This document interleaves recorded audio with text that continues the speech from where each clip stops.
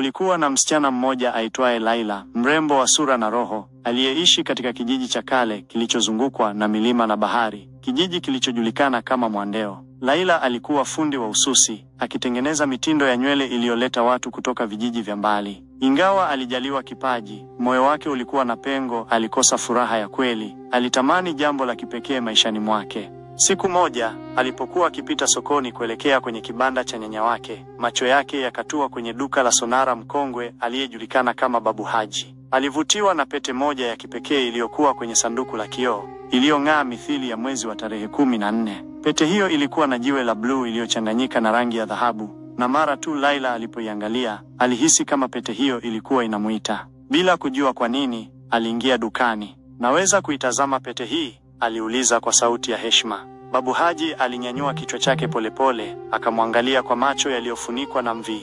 "Hii si pete ya kawaida, msichana. Imeletwa hapa na mtu nisiyemkumbuka vizuri," akasema kwa sauti ya mafumbo. "Lakini kama moyo wako umechagua, basi chukua kwa nusu bei." Laila alishangaa, lakini hakuhoji. Aliinunua pete hiyo, akaivaa mkononi mara moja. Mara tu pete ilipogusa ngozi yake, upepo wa ghafla ukapita dukani, na taa zikatikisika kana kwamba dunia ilitetemeka kwa sekunde moja. Lakini wote walidhani ni upepo wa baharini. Hakuna aliyejua kilichozinduliwa.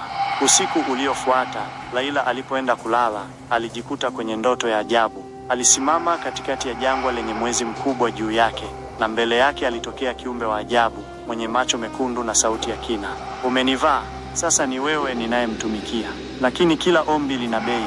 Laila alishtuka, akamwaga jasho. Lakini tangu siku hiyo, maisha yake yalianza kubadilika. Alianza kupata mafanikio yasiyoelezeka, wateja walijaa kwa ususi wake, watu walimpenda bila sababu, na kila kitu alichotaka kilikuwa rahisi kukipata. Alikuwa kama malkia wa kijiji. Lakini kama alivyoahidiwa, kila ombi lilikuwa na bei. Alianza kuota ndoto za ajabu kila usiku. Sauti ya jini ilimwambia, "Unataka mapenzi ya kweli? Toa kitu unachokipenda sana."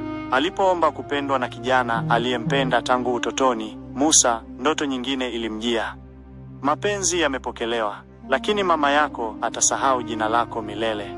Na kweli, mama yake alianza kupoteza kumbukumbu ghafla. Laila alilia, lakini bado hakuvua pete. Alizidi kuomba zaidi. Siku moja, alipoangalia kwenye kioo, aliona kivuli kingine nyuma yake. Si chake, ni cha jini. Akakumbuka maneno ya Babu Haji, si pete ya kawaida. Aliamua kurudi dukani, lakini alipofika, duka la sonara halikuwepo tena. Mahali pake palikuwa ni eneo la wazi lenye mchanga na majani yaliyochanua peke yake. Laila alielewa, alikuwa ameingia kwenye mkataba wa nguvu za giza bila kujua.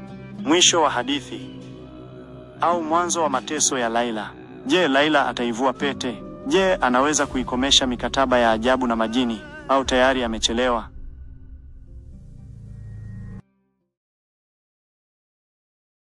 Kama unapenda hadithi tamu kama hizi, tafadhali niunge mkono kwa kusubscribe na kubonyeza kengele hapo juu. Hivi ndivyo unavyoweza kuwa wa kwanza kuzitazama kila zinapotoka. Mchango wako ni nguvu yangu, na bila wewe safari hii haiwezi kuwa ya maana. Asante kwa kuwa sehemu ya familia yetu ya hadithi.